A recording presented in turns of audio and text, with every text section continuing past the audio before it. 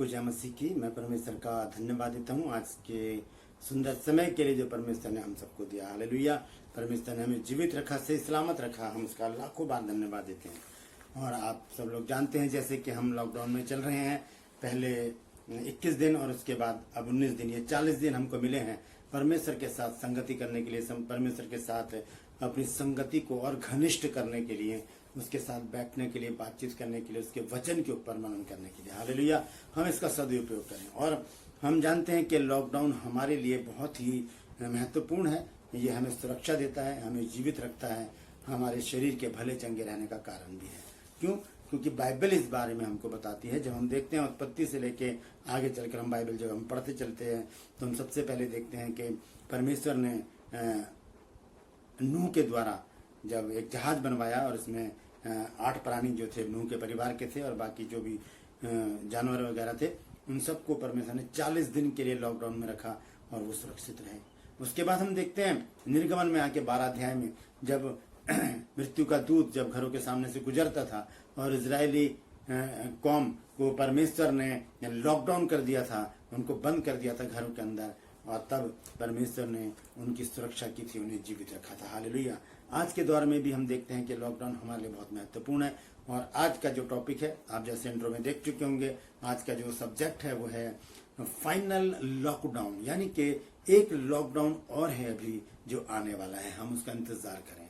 तो मैं आपका दोस्त पास्टर राज मैसी आपसे मुखातिब हूँ और आप देख रहे हैं मेरा यूट्यूब चैनल जिसका नाम है वर्ड ऑफ ट्रूथ मिनिस्ट्रीज। मैं आपसे गुजारिश करूंगा आप इस चैनल को सब्सक्राइब कीजिए, मेरे वीडियोस को लाइक कीजिए, शेयर कीजिए, कमेंट सेक्शन में जाकर जरूर मुझे बताइए कि आपको मेरे वीडियोस कैसे लगते हैं, आपको वचन कैसा लगता है जो परमेश्वर मुझे आपके लिए देता है। हालेलुया। तो बने रहिएगा मेरे साथ। आज के इस विशेष टॉपिक के साथ मैं आपको बहुत कुछ बातें बताऊंगा और आज बहुत कुछ बातें एक बार फिर से हम सीखेंगे। आइए हम पहले एक छोटी सी प्रार्थना करेंगे। जीवित और महान दयालु पिता परमेश्वर, तेरा धन्यवाद, तेरा शुक्र, तेरी तारीफ, तेरी बड़ाई करता हूँ प्रभु, क्योंकि प्रभु तू इस योग्य। धन्यवाद देता हूँ प्रभु आज के सुंदर समय के लिए तूने दिया प्रभु जी। आज के वचन को शेयर करने के लिए मैं विनती करता हूँ प्रभु जी, मेरे होठों को, मेरे दिलो दिमाग को छूकर ब्लेस कर। मेरी आत्मा और मेरा शरीर तेरे ही कब्जे में रहे प्रभु, ताकि बोलने वाला मनुष्य नहीं बल्कि तेरा आत्मा हो। धन्यवाद देता हूँ प्रभु, तूने मेरी इस प्रार्थना को भी सुन लिया। यीशु मसीह के नाम से मांगता हूँ, आमीन। हालेलुया। प्रभु का धन्यवाद देता हूँ एक बार फिर से।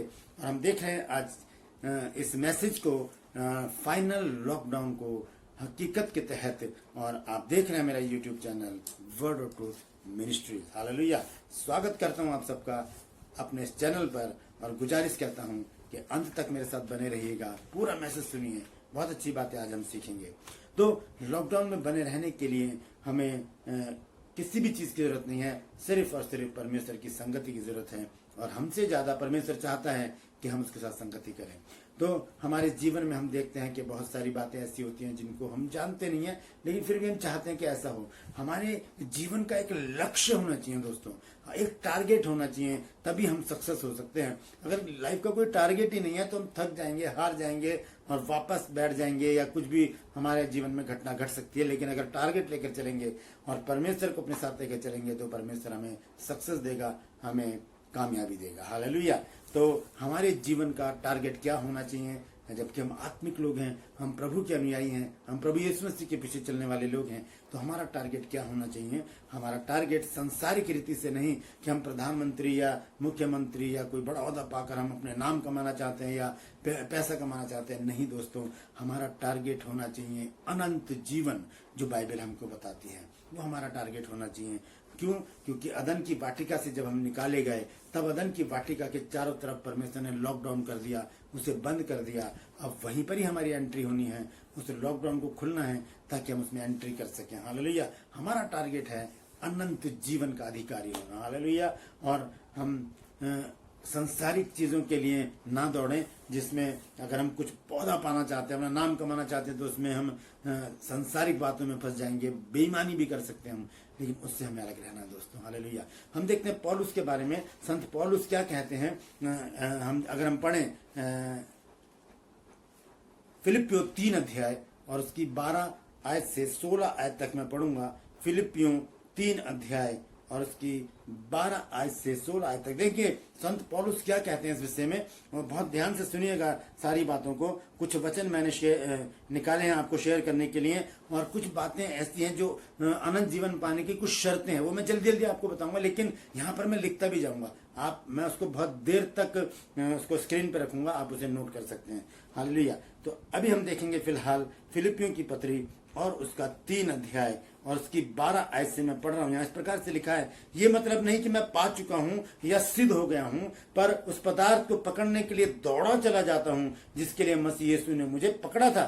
हे भाइयों, मेरी भावना ये नहीं कि मैं पकड़ चुका हूं, परंतु केवल ये काम करता हूं कि जो बातें पीछे रह गई हैं उनको भूलकर मैं आगे की बातों की ओर बढ़ता जाऊं, बढ़ता हुआ निशाने की ओर दौड़ा चला जाता हूं, ताकि वह इनाम पाऊं जिसके लिए परमेश्वर ने मुझे मसीह यीशु में ऊपर बुलाया। हालेलुया। वो पदार्थ पाने के एक एजड व्यक्ति है, बहुत उम्र हो चुकी है यहाँ पर संत पौलुस की, फिर भी वो कह रहे हैं मैं अभी कुछ भी नहीं हूं, मैं अभी दौड़ रहा हूं, मैं अभी भाग रहा हूं ताकि उस पदार्थ को पाऊं, उस पदार्थ को पाऊं।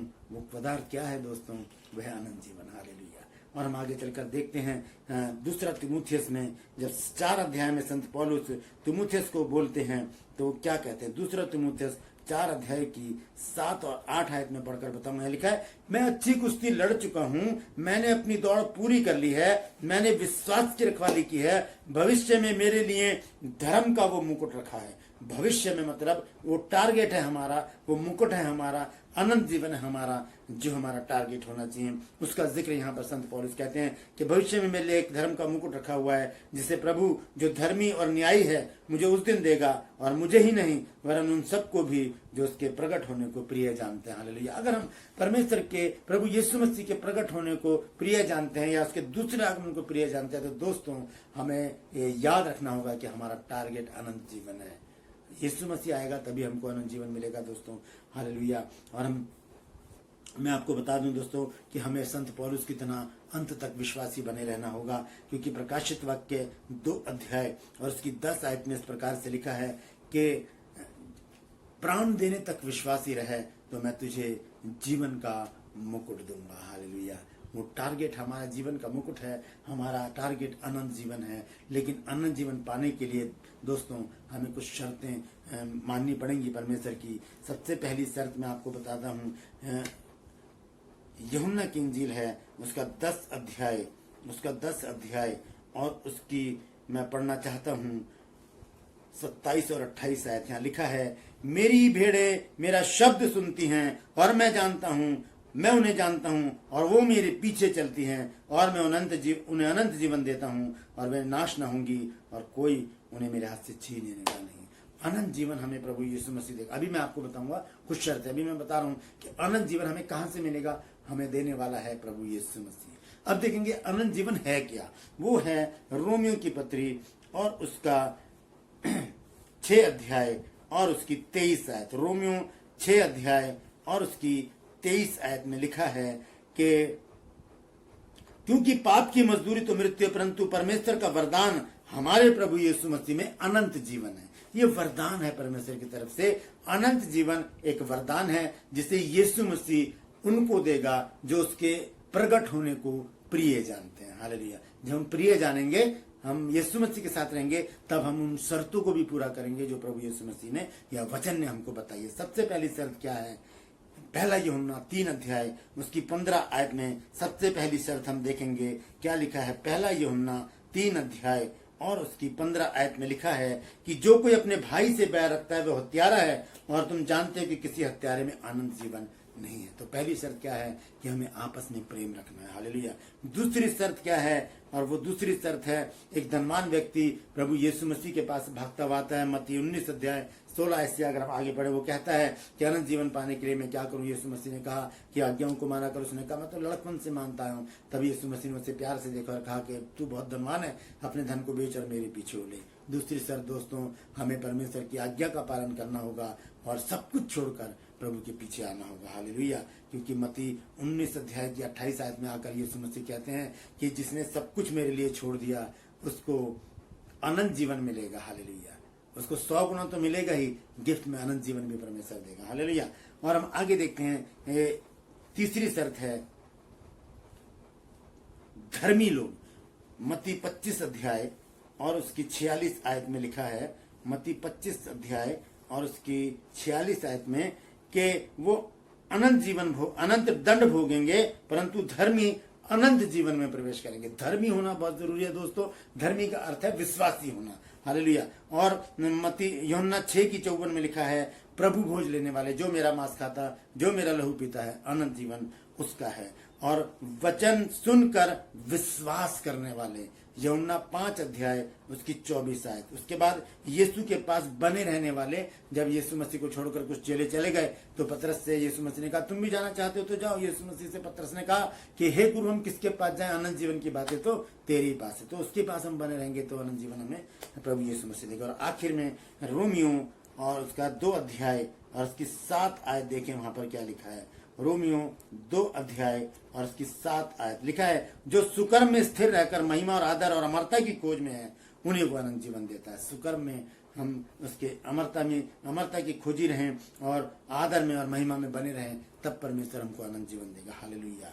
अब दोस्तों, मैं आपको बताना चाहता हूं कि क्लेश काल आने वाला है, वो समय आने वाला है, बल्कि आ ही चुका है कि अब हमारे ऊपर मुसीबतें बढ़ेंगी, परेशानियां बढ़ेंगी। हम देख ही रहे हैं क्या हो रहा है। ये अंतिम समय है दोस्तों। ऐसे समय में हमारे जीवन में मुसीबतें, परेशानियां आएंगी, क्योंकि ये बाइबल में लिखा है। हम पढ़ सकते हैं मत्ती 24-25 में, वो सारी बातें उनको हम देख सकते हैं। हालेलुया। तो मैं आपको बताना चाहता हूं दोस्तों कि अब जब हम इस कष्ट से निकलेंगे, कष्ट से, जैसे एक जच्चा, जब वो जच्चा होती है, जब उसे बालक होने वाला होता है, वो बहुत पेन सहती है, ऐसा पेन जैसे कि बस मरने वाली हो। लेकिन जब वो बालक उसका हो जाता है, उसके बाद वो उस दर्द को भूल जाती है और एक आनंद उसको मिलता है उस बच्चे को देखकर, उसकी सूरत को देखकर, उसकी हंसी को देखकर, मुस्कुराहट को देखकर, उसकी आंखों को देखकर। हालेलुया। इसी तरह से इस दर्द से जब हम गुजर जाएंगे, इस पीड़ा से जब हम गुजर जाएंगे, तब हमें एक बड़ा आनंद मिलने वाला है दोस्तों। और वो बड़ा आनंद है दोस्तों, अनंत जीवन। हालेलुया। उस अनंत जीवन के लिए हम तैयार रहें। और मैं आपको बता देता हूं उसके बाद क्या क्या होने वाला है। दूसरा पतरस और उसका 3 अध्याय और यहाँ पर 10 आयत से मैं पढ़ूंगा। यहाँ लिखा है, परंतु प्रभु का दिन चोर की नहीं आएगा। उस दिन आकाश बड़ी हड़हड़ाहट के शब्द के साथ जाता रहेगा और तत्व बहुत तप्त होकर पिघल जाएंगे और पृथ्वी और उस पर के काम भी पिघल जाएंगे। सब कुछ खत्म होने वाला है दोस्तों। ये शरीर भी खत्म हो जाएगा और सिर्फ आत्मा बचेगी, वो परमेश्वर के पास चली जाएगी। क्योंकि सबोपदेशक 12:7 आयत में लिखा है कि मिट्टी जीव की तो मिट्टी में मिल जाएगी और आत्मा जिसे परमेश्वर ने दिया है वो परमेश्वर के पास लौट जाएगी। हालेलुया। और हम देखते हैं अब वो लॉकडाउन कौन सा है, जो आखिरी लॉकडाउन है, वो कब है और कैसे होगा। हालेलुया। मत्ती की इंजील और उसका 25 अध्याय। हालेलुया। 1 आयत से मैं पढ़ूंगा, ध्यान से सुनिए।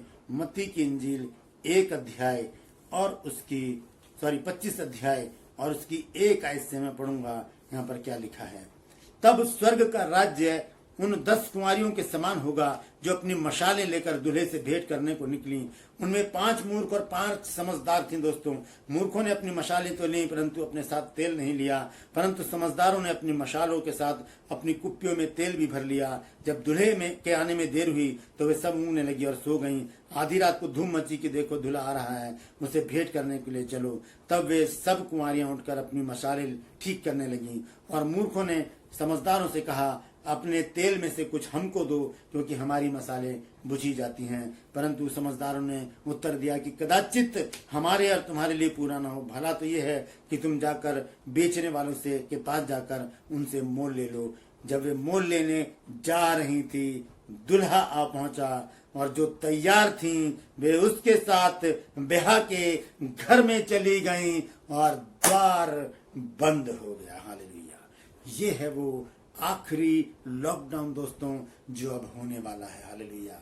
जो तैयार होंगे दोस्तों, जो शर्तें पूरी करेंगे, जो धर्मी होंगे, जो उसके प्रकट होने की बात को जोएंगे, वो लोग उस द्वार में प्रवेश कर जाएंगे और वो द्वार बंद कर दिया जाएगा। वचन में लिखा है, जिसे परमेश्वर खोलता है उसे कोई बंद नहीं कर सकता, और जिसे परमेश्वर बंद करता है उसे कोई भी खोल नहीं सकता दोस्तों। हालेलुया। उसके बाद हम देखते हैं कि कौन अंदर होगा, कौन बाहर होगा इस लॉकडाउन में। जो अंदर होंगे वो तो अनंत जीवन पा चुके, लेकिन जो बाहर होंगे वो अनंत दंड की आग भोगेंगे। आइए देखते हैं प्रकाशित वाक्य 21 अध्याय में पढ़ूंगा। प्रकाशित वाक्य 21 अध्याय और उसकी 12 आयत से मैं पढ़कर आपको बताऊंगा। यहाँ लिखा है, और उसकी शहरपनाह बड़ी ऊंची थी और उसके 12 फाटक और फाटकों के बाहर 12 स्वर्गदूत थे और उन पर इजरायलियों के 12 गोत्रों के नाम लिखे थे। पूर्व की ओर 3 फाटक, उत्तर की ओर 3 फाटक, दक्षिण की ओर 3 फाटक और पश्चिम की ओर 3 फाटक। और नगर के शहरपनाह के बाहर 12 नेवे थी और उन पर मेमने के 12 प्रेरितों के नाम लिखे थे। और जो मेरे साथ बातें कर रहा था उसके पास नगर और फाटकों और उस शहरपनाह के नापने के लिए एक सोने का गज था और वह नगर चौकोर बसा हुआ था और उसकी लंबाई चौड़ाई बराबर थी। और उसने उस गज से नगर को नापा तो 750 कोस का निकला। उसकी लंबाई और चौड़ाई और ऊंचाई बराबर थी। और उसने उसकी शहरपनाह को मनुष्य के अर्थात स्वर्गदूत के नाप से नापा तो 144 हाथ निकला। ये वो लोग हैं दोस्तों जो स्वर्ग में होंगे हमारे साथ, ये वो प्रेरित लोग जो हमारे साथ होंगे इस नगर में। ये वो नगर है जो लॉकडाउन के अंदर है, जिसको लॉकडाउन कर दिया जाएगा दोस्तों। अब हम देखेंगे इसी का प्रकाशित वाक्य का 22 अध्याय, उसकी भी 12 आयत से मैं पढ़ूंगा। यहाँ लिखा है, देख मैं शीघ्र आने वाला हूँ और हरेक के काम के अनुसार बदला देने के लिए मेरे पास प्रतिफल है। मैं अल्फा और ओमेगा, पहला और पिछला, आदि और अंत हूँ। धन्य हैं वे जो अपने वस्त्र धो लेते हैं, क्योंकि उन्हें जीवन के पेड़ के पास आने का अधिकार मिलेगा और वे फाटकों से होकर नगर में प्रवेश करेंगे। हालेलुया। वो नगर जो अभी हमने पढ़ा है। और लिखा है, पर कुत्ते और टोहने और व्यभिचारी और हत्यारे और मूर्ति पूजक और हरेक झूठ का चाहने वाला और गढ़ने वाला वो बाहर रहेंगे। हालेलुया। वो लॉकडाउन उनके लिए है दोस्तों जो तैयार हैं, उनके लिए दोस्तों जो तैयारी में हैं, उनके लिए दोस्तों जो अपने आप को उसके आगमन के लिए तैयार कर रहे हैं। हालेलुया। और आगे हम देखते हैं 21 अध्याय में और उसकी 5, 6, 7 और 8 आयत में क्या लिखा है। और जो सिंहासन पर बैठा था उसने कहा कि देख मैं सब कुछ नया कर देता हूँ। फिर उसने कहा कि लिख ले, क्योंकि ये वचन विश्वास योग्य और सत्य हैं। फिर उसने मुझसे कहा ये बातें पूरी हो गई हैं। मैं अल्फा और ओमेगा, आदि और अंत हूँ और मैं प्यासे को जीवन के जल के सोते में से सेंत में पिलाऊंगा। जो जय पाए वही इन वस्तुओं का वारिस होगा और मैं उसका परमेश्वर होऊंगा और वो मेरा पुत्र होगा। पर डरपों अविश्वासियों, घिनौनों, हत्यारों, व्यभिचारियों, टोनों और मूर्ति पूजकों और सब झूठों का भाग उस झील में मिलेगा जो गंधक और आग से जलती रहती है। ये दूसरी मृत्यु है, उनका भाग वहां पर मिलेगा। लेकिन जो प्रभु के लोग होंगे वो लॉकडाउन में अंदर चले जाएंगे और वहां पर क्या होगा दोस्तों वो हम देखेंगे। हालेलुया। सबसे पहले हम देखेंगे 2 पतरस 3 अध्याय और उसकी 13 आयत में क्या लिखा है। 2 पतरस 3 अध्याय और उसकी 13 आयत में लिखा है कि पर उसकी प्रतिज्ञा के अनुसार हम एक नए आकाश और नई पृथ्वी की आशा देखते हैं जिसमें धार्मिकता वास करेगी।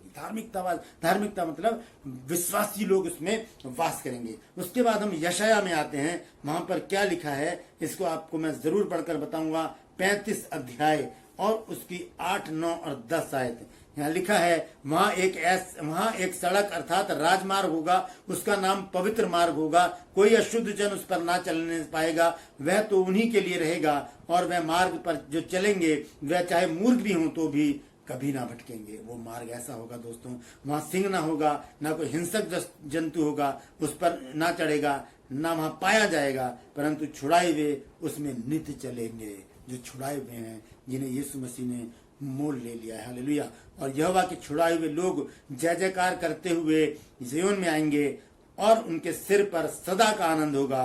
वे हर्ष और आनंद पाएंगे और शोक और लंबी लंबी सांस का लेना जाता रहेगा। हालेलुया। वो दिन आने वाले हैं दोस्तों उनके लिए जो अपने आप को इस आखिरी लॉकडाउन के लिए तैयार कर रहे हैं, क्योंकि जो 5 समझदार कुआनी थी उन्होंने अपने कुप्पियों में तेल भरा। हम भी अपने आप को वचन से भर लें, हम भी अपने आप को पवित्र आत्मा से भर लें और तब जब वो दरवाजा खुले हम उसमें प्रवेश हो जाएंगे। उसके बाद वो दरवाजा हमेशा के लिए बंद हो जाएगा और हम लोग उसमें परमेश्वर के साथ आनंद करेंगे। और आखिर में मैं आपको 2 आयतें और पढ़वाना चाहता हूँ। प्रकाशित वाक्य में ही है 21 अध्याय, प्रकाशित वाक्य 21 अध्याय और उसकी 21 आयत से अगर हम पढ़ें, वहां लिखा है प्रकाशित वाक्य 7 अध्याय, प्रकाशित वाक्य 7 अध्याय में 21 अध्याय की 21 से 27 आयत तक पढ़ चुका हूँ। प्रकाशित वाक्य 7 अध्याय और उसकी 12 आयत से मैं पढ़ूंगा। यहाँ लिखा है, हमारे परमेश्वर की स्तुति और महिमा और ज्ञान और धन्यवाद और आदर और सामर्थ और शक्ति युग बनी रहे। हालेलुया, आमीन। इस पर प्राचीनों में से एक ने मुझसे कहा, ये श्वेत वस्त्र पहने वे कौन हैं और कहां से आए हैं? जब हम जाएंगे श्वेत वस्त्र पहने हुए, श्वेत वस्त्र का मतलब है पवित्र आत्मा से भरे हुए लोग, जब वहां पर जाएंगे तब वहां पर पूछा जाएगा ये कौन है, ये कहां से आए हैं? मैंने उनसे कहा, हे स्वामी तू ही जानता है। उसने मुझसे कहा, ये वे हैं जो उस बड़े क्लेश में से निकल कर आए हैं। इन्होंने अपने अपने वस्त्र मेमने के लहू से धोकर श्वेत कर लिए। हालेलुया। एक बड़ा क्लेश, एक जच्चा की सी पीड़ा सहने के बाद जब हम एक अनंत जीवन को जन्म देंगे, एक आनंद होगा हमारे अंदर और तब हम उसमें प्रवेश करेंगे। और आगे लिखा है, इसी कारण वे परमेश्वर के सिंहासन के सामने हैं और उसके मंदिर में दिन रात उसकी सेवा करते हैं। और जो सिंहासन पर बैठा है वह उनके ऊपर अपना तंबू तानेगा। वे फिर भूखे और प्यासे न होंगे और न उन पर धूप होगी, ना कोई तपन पड़ेगी, क्योंकि मेमना जो सिंहासन के बीच में है उनकी रखवाली करेगा और उन्हें जीवन रूपी जल के सोते के पास ले जाया करेगा। और परमेश्वर उनकी आंखों से सब आंसू पोंछ डालेगा। हालेलुया। दोस्तों तैयार हो जाइए अनंत जीवन के लिए। वो लॉकडाउन आने वाला है, आखिरी लॉकडाउन बचा है, ये तो खत्म हो जाएगा।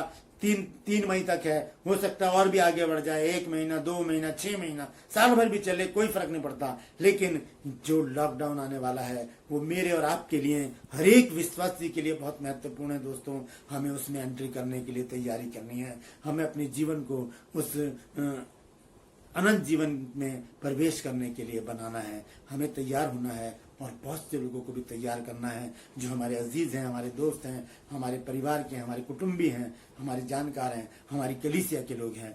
हम उनको तैयार करें ताकि हम सब प्रभु यीशु मसीह के साथ उठाए जाने वाले बन सकें। हालेलुया। परमेश्वर इन वचनों के द्वारा हम सबको आशीषित करे। मैं समझता हूँ कि आपने कुछ बातें समझी होंगी। अगर कुछ बात समझ में आई है तो कमेंट्स बॉक्स में अभी लिखिए कि आपने क्या सीखा है आज के वचन से, क्या बात आपको पता चली है जिसने आपको झकझोर दिया और आपको ललायत किया है कि आप इस वचन पर गौर करें। हालेलुया। और आप देख रहे हैं मेरा यूट्यूब चैनल जिसका नाम है वर्ड ऑफ ट्रूथ मिनिस्ट्री। आप इसको सब्सक्राइब कीजिए। अगर पहले से कर चुके हैं तो मैं आपका हृदय से धन्यवाद दूँ। परमेश्वर आप सबको आशीषित करें। परमेश्वर हर पल हर क्षण आपके साथ रहे। परमेश्वर हर समय आपकी अगुवाई करे और अपने आगमन के लिए आपको तैयार करे। हालेलुया।